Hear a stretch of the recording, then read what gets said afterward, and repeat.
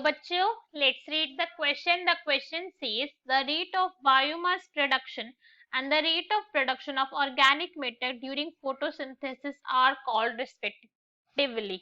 कि rate of biomass production और rate of production of organic matter during photosynthesis को क्या कहते हैं?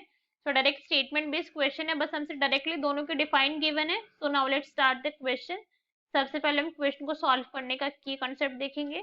तो की कंसेप्ट क्या है हमारे क्वेश्चन को सॉल्व करने का, कि हमें प्रोडक्टिविटी के बारे में पता होना चाहिए, प्रोडक्टिविटी, और हमें पता होना चाहिए gross primary productivity.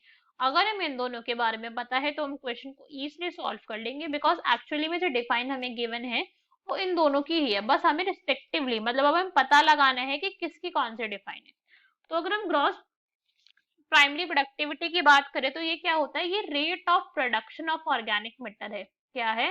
Rate of production of organic matter. जो अमाउंट के अंदर, जिस अमाउंट के अंदर जिस रेट से ऑर्गेनिक मैटर प्रोड्यूस किया जाता है, मतलब ऑर्गेनिक मैटर से क्या मतलब है, जो कार्बोहाइड्रेट्स और कार्बोहाइड्रेट स्टार्च जो प्लांट फॉर्म करते हैं ड्यूरिंग फोटोसिंथेसिस, उसकी रेट के प्रोडक्शन को कहते हैं ग्रॉस प्राइमरी प्रोडक्टिविटी. राइट. तो सिंपल सा है ये तो हमारा during photosynthesis.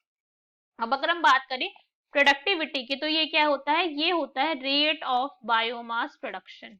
Rate of biomass production, कि किसी भी इकोसिस्टम के अंदर जो बायोमास है उसका प्रोडक्शन किस रेट से हो रहा है उसे कहते हैं प्रोडक्टिविटी.